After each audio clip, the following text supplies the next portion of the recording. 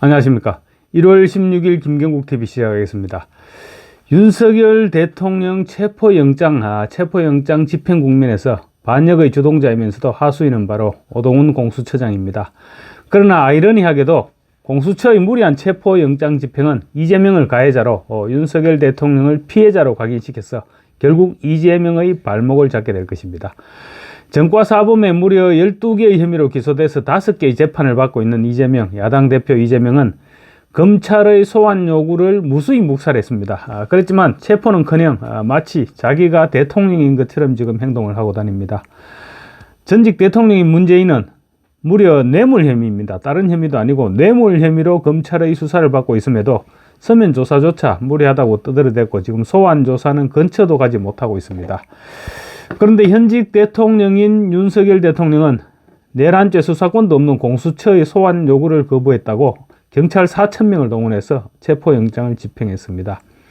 이게 지금 대한민국의 현실입니다. 그 한복판에 공수처라는 태어나지 말았어야 할 귀태 같은 조직이 자리 잡고 있습니다. 공수처의 폐악질은 이루 헤아릴 수가 없을 정도입니다. 윤 대통령에 대한 불법 수사 및 체포영장 신청, 그리고 영장 집행에 이르기까지 과연 정상적인 업무 집행이 있었던가 싶을 정도로 지금 불법과 탈법을 일삼아온 조직이 공수처입니다. 공수처는 15일 이재명의 지휘를 받는 민주당의 하명기관이었음을 스스로 입증했습니다. 국민의힘 나경원 의원이 공수처에 대해서 정권 찬탈을 위한 게시타프라 이렇게 비난을 했는데 꼭 맞는 비유인 것 같습니다. 오동훈은 이재명의 정권 찬탈을 위한 주구가 되었습니다. 내란죄 수사권도 없는 기관이 불법으로 그것도 판사 쇼핑을 해가면서 영장을 발부받아서 마치 범죄 조직 두목을 체포하듯이 군사작전을 펼쳐서 현직 대통령을 불법 체포했습니다. 공수처는 초법적 권력 남용으로 법치주의와 헌법 정신을 짓밟았습니다. 공수처가 해체되어야 한다는 목소리가 지금 하늘을 찌르고 있습니다. 공수처는 해체돼야 하고 오동훈은 반드시 구속되어서 죗값을 치러야 될 것입니다. 후폭풍이 지금 매섭게 몰아치고 있습니다. 공수처와 오동훈이 한바탕 구판을 벌였지만 이제는 책임질 시간입니다. 그리고 공수처가 벌인 구판이 과연 민주당과 이재명에게도 도움이 될 것인지도 의문입니다. 벌써부터 오동훈이 똥볼을 찼다는 지적이 지금 폭발하고 있습니다. 과천 공수처 앞에는 지금 공수처 해체와 오동훈 구속을 외치는 시위대가 폭발적으로 증가하고 있습니다. 그런가 하면 윤 대통령을 수사하는 공수처는 아무런 성과도 얻지 못할 것입니다. 윤 대통령은 공수처의 수사에 단 한마디도 하지 않고 있습니다. 공수처 수사는 결국 빈손으로 끝날 수밖에 없습니다.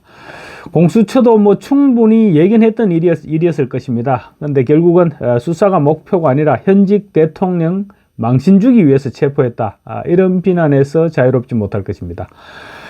공수처가 윤석열 대통령에 대해서 기소를 하게 되면 더 큰 문제가 발생하게 될 것입니다. 아무리 민주당이 헌법재판소를 압박한다고 하더라도 윤 대통령이 내란죄로 기소를 당하게 되면 탄핵 심판과 무관하게 진행될 수는 없을 것입니다. 탄핵 심판이 지연될 수밖에 없게 되는 것이죠. 체포영장 발부와 집행 과정에서의 절차적인 문제는 더욱 심각합니다. 당장 이완규 법제처장은 공수처의 체포영장 집행 직후 국회 국정조사 특위 답변을 통해서 군사기밀시설인 대통령 관저에 대한 책임자 승인을 받지 않고 영장을 집행한 절차는 불법 소지가 없는지 따져봐야 한다고 답변했습니다. 절차상의 불법이 있었다면 체포 자체가 원천모해가 되겠죠.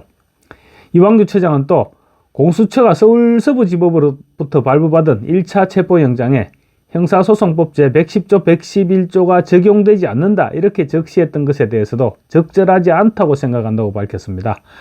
그런데 2차 체포영장에서는 그 부분조차도 적시되지 않았기 때문에 명백한 불법적인 영장 집행으로 볼 수밖에 없을 것입니다.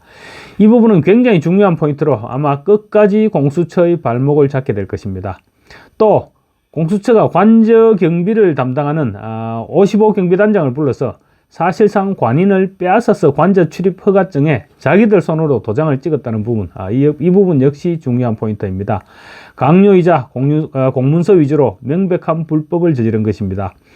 또 윤 대통령의 변호인단은 서울중앙지법에 공수처의 체포영장 발부와 집행은 위법이라면서 체포 적부심을 청구했습니다.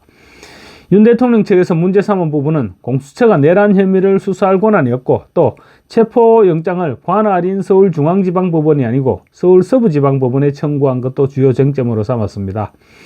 체포적부심의 경우 체포기간이 48시간인 만큼 신속하게 심사 결과를 발표하게 되는데, 만약 위법이라고 판단할 경우 공수처는 문을 닫아야 할 정도의 타격을 받게 될 것입니다. 오동훈 공수처장 개인적으로도 지금 책임져야 될 일이 산더미입니다. 당장 국민의힘은 15일 공수처의 체포영장 발부 그리고 영장 집행의 불법성을 내세워서 서울중앙지검의 오동훈 공수처장과 우종수 국수본부장을 직권남용죄, 불법체포 강금죄로 고발했습니다. 오동훈은 이미 내란죄 등의 혐의로 서울중앙지검에 고발돼서 사건 배정까지 마친 상태입니다. 오동훈 입장에서는 이번에 제대로 한 건 하고 이재명에게 빌붙어서 뭔가 일신상의 영달을 기대했는지는 몰라도 오동훈은 결국 이재명에게 활용만 당하고 버림받을 그런 운명입니다. 그렇다면 이 정도로 무리해가면서까지 윤 대통령 체포한 것이 과연 좌파들에게 도움이 될까요? 일단 망신 주기에는 성공했을지도 모르겠습니다. 그렇지만 당장 윤 대통령에 대한 지지율은 급상승할 것입니다. 무리한 체포영장 집행으로 윤 대통령은 이제 야당이 더 쉬운 내란 수괴 이미지는 온데간데 없어지고 반란의 피해자로 구도 자체가 바뀌게 될 것입니다. 당연히 가해자는 이재명이겠죠. 이미 윤 대통령은 대한민국의 자유민주주의 정체성을 지키기 위해서 자기를 희생한 순교자로 인식되기 시작했습니다. 윤 대통령의 영상 메시지와 편지는 지지자들을 더욱 결집시킬 것입니다. 특히 윤 대통령에 대한 지금 30대, 40대 청년들의 지지는 역대 어느 대통령도 넘보지 못했던 40%대를 넘어섰습니다. 만약에 여론조사에서 윤 대통령의 지지율이 50%를 넘어서는 상황으로 연결된다면 분위기는 완전히 역전될 것입니다. 윤 대통령이 체포영장 집행 막바지에 유혈 사태로 번질 수도 있는 물리적 충돌을 피하기 위해서 스스로 체포당하는 길을 선택했다는 부분도 시간이 지나면서 분명히 부각되게 될 것입니다. 이재명과 민주당이 그랬죠. 오동훈 공수처장에게 가슴에 총을 맞더라도 윤 대통령을 체포해 나와라 이렇게 얘기를 했는데, 이재명과 민주당의 가슴에 총을 맞더라도 체포해 나오라는 말과 또 윤석열 대통령이 스스로 유혈 사태를 피하기 위해서 스스로 체포당하는 길을 선택한 윤 대통령, 너무나도 대조적입니다. 누가 더 국민을 생각하는지 국민들의 판단은 이미 끝이 났습니다. 공수처와 국수본은 체포영장 집행 과정에서 그런 현직 대통령을 지나칠 정도로 핍박했습니다. 메가톤급 역풍이 불어닥칠 수밖에 없을 것입니다. 이재명은 자기 재판 리스크를 없애기 위해서 대통령을 끌어내리려 한다는 비난을 피할 수 없을 것입니다. 어쨌거나 중요한 포인트는 공수처의 무리한 체포영장 집행으로 이재명은 가해자, 윤 대통령은 피해자 이미지가 굳어졌고 여론은 항상 피해자 쪽으로 기울게 된다는 점입니다. 끝으로 오른손의 공수처 해체 노래 잠깐 들려드리겠습니다. 이번 탄핵 반대 집회에서 2030 청년들이 활약하면서 사안이 발생하면 이렇게 금방 곡을 만들어서 유튜브를 통해 퍼뜨리고 있습니다. 청년들의 힘입니다.